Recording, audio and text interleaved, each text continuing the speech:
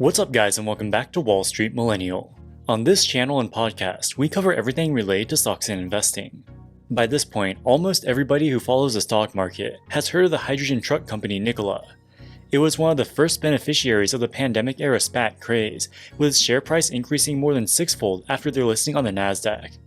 Led by its visionary founder Trevor Milton, Nikola promised to revolutionize the semi-truck industry by making the first ever viable hydrogen-powered truck. However, it turns out that their prototype wasn't powered by hydrogen, it was powered by gravity. An investigation by short-selling firm Hindenburg Research found that one of Nikola's promo videos purporting to show a working truck was actually just a truck rolling down a hill with the camera angle tilted to make it look flat. Trevor Milton also claimed that Nikola had developed the Badger pickup truck from the ground up, and it was a fully functioning car. In reality, the prototypes were built upon the chassis of Ford F-150s. Finally, he claimed that Nikola had found a way to produce hydrogen for just $4 per kilogram. Again, this was a complete lie. The company had never produced any hydrogen and were instead buying it from commercial suppliers for $16 per kilogram. When these alleged lies were exposed, Nikola's share price started falling like a rock. Milton was charged with securities fraud and now faces the prospect of up to 25 years in prison. After being exposed as a near-total fraud, you'd probably expect that Nikola would go bankrupt and be relegated into the trash heap of history. But shockingly, the company is still alive today. While its current share price of $6.38 is well below the initial SPAC price of $10, it has actually outperformed the broader SPAC market over the past year. The company is still valued at more than $2 billion, and they still employ close to 1,000 workers. In just this past May, they managed to raise $200 million from a hedge fund. So what happened? Did Nikola manage to turn things around? Or is this all just smoke and mirrors? This video is brought to you by Manscaped.com, the global leader in men's grooming tools and hygiene solutions. Manscaped offers everything you need for head-to-toe grooming as part of their Performance Package bundle. My favorite products in the collection include the Lawnmower 4.0 waterproof body hair trimmer and the Crop Preserver ball deodorant. It helps trim the hedges and keep the area cool, hydrated, and smelling great all day long. Manscaped is always innovating, and they just released a new collection of anti-chafing, high-performance boxer briefs with both function and fashion in mind. There are now more than 6 color combinations to choose from, suited for business or for pleasure. You also have the option to select single units or bundle up and save with their 3-pack options, sold exclusively at Manscaped.com. What really differentiates these boxers is a new jewel pouch design, a dedicated space that cradles your Weibos in place with a perforated performance fabric for extra breathability. Anti-chafing, smooth, flat lock seams, these boxers are so comfortable and supportive they feel like a second skin. They partnered with us to give you 20% off plus free international shipping when you go to Manscaped.com and enter promo code WALLSTREET at checkout. And now back to the video. When Hindenburg released their Nikola short report in September of 2021, the house of cards quickly came crumbling down. Trevor Milton had no way to explain the fraud allegations and stepped down as chairman within 2 weeks. General Motors pulled out of their partnership with the company, and they cancelled their much-hyped Badger pickup truck. While much of their supposed technology was non-existent, Nikola was a real company. They had hundreds of employees and were building a production factory in Arizona. After Milton stepped down, CEO Mark Russell continued to press ahead with development and production of the company's electric and hydrogen-powered trucks. In 2017, the Nikola truck rolling down the hill was fake, but by 2021, they had real working prototypes for both the battery electric and hydrogen-powered trucks. These are real trucks that can drive and carry cargo. They have 3 semi-trucks in the works, 1 battery electric truck which became commercially available in 2021, and 2 hydrogen fuel cell trucks which they plan to be commercially available in 2023 and 2024. In February of 2022, they delivered 2 prototype hydrogen trucks to Anheuser-Busch, which has already started using them to deliver beer in Southern California. In December of 2021, they delivered their first battery electric trucks to a trucking company in California. They expect to deliver 300 to 500 electric trucks in 2022 and begin large-scale deliveries of hydrogen trucks in 2023. It might appear that Nikola managed to snatch victory from the claws of defeat and that they're now on track to revolutionize the logistics industry with zero-emission hydrogen trucks. But it's not that simple. There's nothing particularly impressive about building an electric truck. The first electric trucks were built in the 1920s by a company called Autovan. But surely hydrogen trucks are cutting-edge technology, right? Wrong. In 1966, General Motors unveiled its Electrovan, the first ever hydrogen fuel cell truck. The reason we don't see electric and hydrogen trucks on the road today isn't because the technology doesn't exist. It's because they're not even close to being commercially viable. In 2021, MIT published a study which compares the total cost of ownership of internal combustion engines or ICE semi-trucks versus battery electric and hydrogen fuel cell trucks. I've linked the full paper in the video description. The study finds that the total cost of ownership of a hydrogen truck is 39% higher than an internal combustion engine or ICE truck. This adds up to $864,000 over a 15-year lifespan. Of course, a lot of assumptions went into this calculation. There are three main drivers of the difference. Firstly, hydrogen fuel is far more expensive than diesel. Over the course of 15 years, you'll pay $300,000 more for fuel costs with a hydrogen car. Secondly, insurance will be more expensive. Hydrogen trucks are newer technologies and likely have a greater chance of unforeseen problems. If anything, this might be a conservative estimate for a Nikola truck. If I were an insurance company, I wouldn't touch a Nikola truck with a 10-foot pole given their history. And finally, they assume a hydrogen truck will cost $300,000 more than an ICE truck. Most trucking companies take out loans to pay for their trucks. Assuming a 7% interest rate, they'll pay an additional $194,000 of interest expense over the 15-year lifespan. For the hydrogen truck to make any economic sense, you need to make up for the $846,000 difference. The only thing that Nikola has direct control over is the price of the truck. Let's say they reduce the price to zero and give the truck away for free. The customer now saves $150,000, as that's the price they would have to pay to buy an ICE truck. They also save $97,000 in interest expense. However, this is not enough to cover the high cost of hydrogen fuel, and the customer is still $123,000 worse off. To make the transaction economically viable, Nikola would have to pay a customer $123,000 to take the truck off their hands. Clearly, this is no way to run a business. For battery electric trucks, the numbers aren't quite as bad. Their total cost of ownership is about $300,000 less than hydrogen trucks, but still more than $500,000 greater than ICE trucks. The only way to make hydrogen trucks viable is to drastically reduce the cost of hydrogen fuel. Hydrogen fuel is created by running electricity through water to separate the hydrogen atoms from the oxygen atoms. The problem is that this requires a lot of electricity, making it far more expensive than fossil fuels. Trevor Milton originally claimed that Nikola had found a way to produce hydrogen fuel for less than half the prevailing market price. This was the major selling point to investors. Unfortunately, it was a complete lie. Nikola doesn't have this type of magical technology.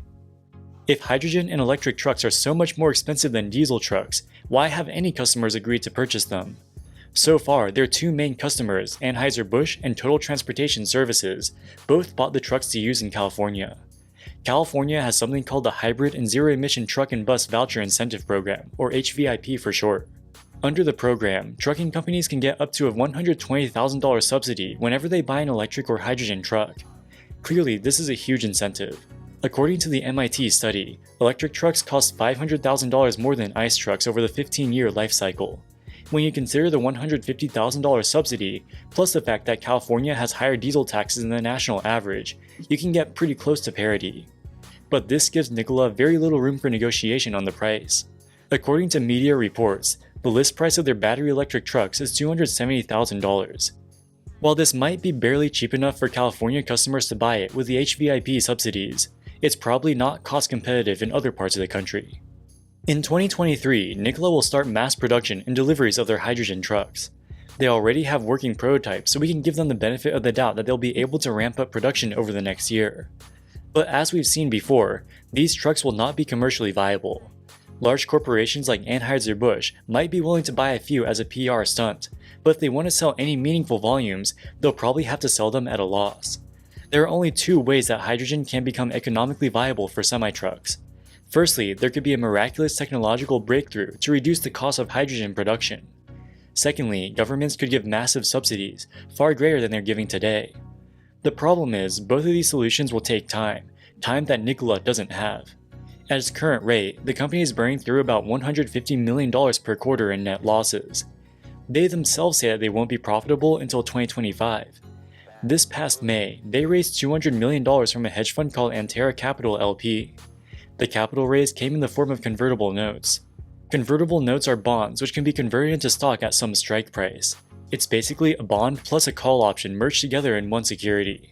After this capital raise, they had about $550 million of cash on hand. At the current rate of cash burn, this will be gone in 1 year. This begs the question, given what a precarious state Nikola is in right now, why would Antara Capital be willing to invest $200 million in their convertible notes? Hedge funds generally employ complicated trading strategies. When you see a hedge fund buying a stake in a company, you can't always take it at face value because there's often more going on behind the scenes. On Antera's website, they give an explanation of their strategies. They say that they seek alpha shorts and utilize trade structuring and hedging to mitigate risk. So what does this mean, and how could it be related to their purchase of Nikola's convertible bonds?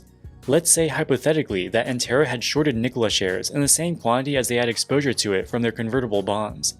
They might have to wait a period of time before shorting the shares, but to my knowledge it would be completely legal. Let me stress that this is purely speculation on my part. Hedge funds don't have to disclose their short positions, so we don't know that Antera did this. But given their stated strategies, it seems plausible. For this example, let's say you invest $1,000 into the convertible bonds.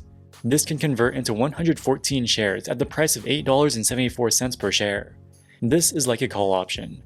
At the same time, you short 114 shares at $6.66, which was Nikola's share price when Antera bought the convertible bonds. This yields you $760 of short sale proceeds. Let's say that Nikola doesn't do very well, but manages to barely avoid bankruptcy. Maybe the share price falls to $3. This is the best case scenario for the hypothetical hedge fund. They make $417 of profit on the short sale, plus they collect $320 of interest on the convertible bonds. Now let's say that Nikola goes bankrupt and the stock goes to zero. The hedge fund still makes a $760 profit on the short sale. However, they'll take a loss on the convertible bond. The convertible bond is senior to equity. Nikola's assets would be liquidated and they would recover some of the principal from the bankruptcy court. Let's hypothetically say they only get half their principal value, thereby incurring a $500 loss. The profit from the short sale will more than offset the losses from the bond. This scenario is not risk-free, as it's possible that Nikola's assets will be worthless by this point. But the losses won't be catastrophic because they will make a significant profit from the short position. In the final scenario, let's suppose Trevor Milton has an epiphany in prison and finds a way to make hydrogen for free. Nikola sells 10 million trucks and share price goes to $1,000. The hedge fund waits until 2026 and converts its convertible bonds into stock at $8.74 per share. This limits the loss on the short position to just $237, regardless of how high Nikola's share price goes. Over the 4 years, they collect $320 of interest, which more than covers the short sale loss. As you can see, it's very difficult for a hypothetical hedge fund to lose money on this trade. I don't know if this is what Antera did, but the point is, just because a hedge fund was willing to lend Nikola $200 million doesn't necessarily mean that they think the company will do well. The more pressing issue for Nikola is the $150 million that they're losing every quarter. At the current rate, the $200 million that they raised from Antera will be gone in 4 months. Now that they have $200 million of debt on their balance sheet, new creditors will be very reluctant to lend them more money. So their only realistic option is to issue more shares. The problem is, if they want to issue new shares, they would need approval from the majority of their shareholders. At the company's annual shareholder meeting in June, they put forward a proposal to increase the authorized number of common shares from 600 million to 800 million. 48% of existing shares voted in favor of this proposal, 2% shy of the required 50%. Nikola is clearly in a desperate situation. By their own admission, they won't reach profitability until 2025, and even that seems optimistic. If they can't issue new shares, it's hard to see how they can make it for 3 more years before they run out of cash. CEO Mark Russell repeatedly posted YouTube videos urging investors to vote in favor of the proposal. A significant number of Nikola's shares are owned by retail investors. If you're a small investor who owns a few $100s of Nikola stock, you might not take the effort to follow what's going on very closely. So a lot of Nikola shareholders probably don't even know about the shareholder meeting. As of the time of recording this video, they had managed to secure 49.75% of the shares to vote yes. They'll probably get to 50% eventually. If the vote passes, they could issue about 230 million new shares. At the current price of $6, that would yield them about $1.5 billion. However, if they increase the share count too rapidly, it could send the price tanking. So it's unclear how much they'll actually be able to raise. But regardless of how much money they raise, it doesn't change the fact that hydrogen is not yet a viable replacement for diesel. And until that changes, Nikola will be little more than a cash incinerator. Alright guys, that wraps it up for this video. What do you think about Nikola? Will they ever be able to turn a profit? Let us know in the comments section below. As always, thank you so much for watching and we'll see you in the next one. Wall Street Millennial, signing out.